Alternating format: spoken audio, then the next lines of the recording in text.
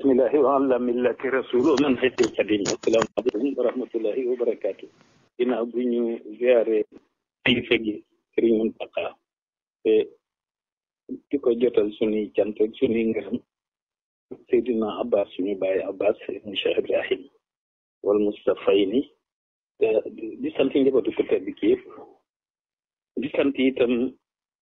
mën naa ni waa réew mi yëpp waaw ñi ciy jullit ak ñi ci dul jullit ndax yéen yi sell yi te innamal ahmalu binniyaat di wax ni rek yi xewoon ci njaboot gi daanaka boobu débat mën naa tëju ko xam état xam ni ñuy doxale xam ñaari doomu aadama yi ki nga xam ni bonne intention mooy nekk ci moom ak ki nga xam ni mauvaise intention mooy nekk ci moom ki nga xamante ni bii mauvaise intention la yore da nga koy muñi ki yore bonne intention waxoon naa ca gannaaw ni sama cant spirituellement dama koy yeew ci xalif général des mourides dugalaale ci ñëpp diini yéen te geneen cant gi itam dañu koy yeew ci raisu réew mi muy président Macky dunia wi yan ndax itam ni ma ko waxee léegi rek te ñëpp la ñuy sant ñi nga xamante ni bii seen yéene dafa sell ak ñi nga benn yi nga xam ni seen yéene xañ na contraire bi la waaye loolu àlla kulli xaalin moo am fépp loolu la ñu yàlla indee fii waaye li ëpp solo mooy majorité ñi nga xamante ni bii ñoonu yéene jàmm dañoo ëpp loolu moo tax te inal xasanaati yusibna sayyi'aati waaw bu tilim amul kenn du fóot bu tax amul kenn du fomp moo tax képp ku bokk ci dawla bi ak noo ci mën a bokke ak intention boo man di am yaa ngi ci biir cant gi képp ku bokk ci état bi yaa ngi ci biir cant gi am na lu ñu leen bëggoon a baaxe rek di ko baaxee suñu bopp di leen ko baaxee muy waa dawla bi Lamine Sarr dafay faral di wax ni waa ngóor bonuñu te ci am ñoo xam ne xamuñu te wax na dëgg ndax ku bon moom doo dem di ziare ji ku tedd ki Cheikh Ahmadou Bamba Xaadimu Rasuul déedéet baa ku bon nekkoon ci yow itam boo ko ziare maanaam boo tilimoon nga kon dañ lay bala nga faa jóge da ngay set waaw ku tedd ki loolu lay jëriñ waaw maanaam boo tilimee boo ñëwee boo da lay fóot ba nga set waaye itam loolu doyul moo tax ñu leen di baaxee amul benn secteur boo xamante ne bii ci ñi ŋànk réew mi amul ay benn yoo xam ne ñu ngi settantal waxi ku tedd ki loolu nañu koy baaxee ñi ci des rek même bu dee sa patron itam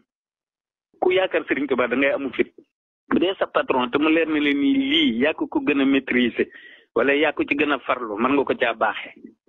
waaw ndax ku bon amu fi xañ na sàggane am waaye ku bon amu fi bu ko defee mbiri nag li ñuy tuddee CRA sécurité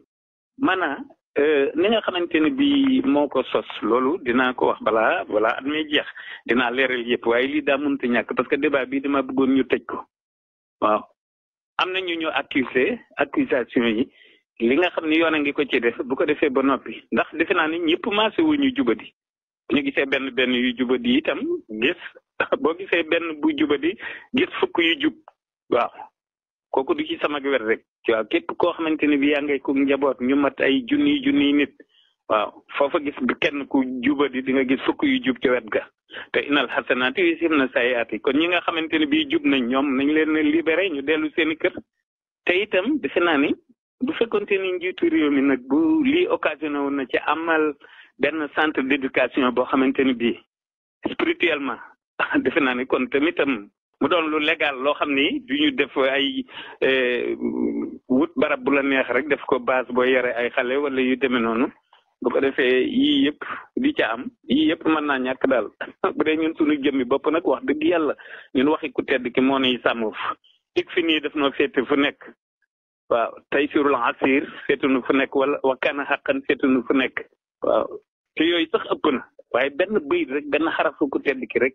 noonu wax dëgg yàlla moo nu féete fépp daal noonu mu waxee ni jël na boppam ak léppam dugal ci jibay yonente bi alayhi salaatu wasalaam noonu laa jëlee sama bopp ak sama lépp ak sama ñëpp dugal ci miim ak ahmadoom waaw ñu ngi balu ak ñëpp daal tey sant ñëpp nag waaw tey sant ñëpp ñi borom ñi nga xam ne dañoo amee niyatul xayri ak ñi amee niyatul leneen it teewul parce que niyatul charri mooy mën a tax bu ko iblis ko coiffé naan d'accord waaye bu fekkente ni doomu aadama bi yàlla nattoon na ko itam kee nga xam ne niyatul xayri la yor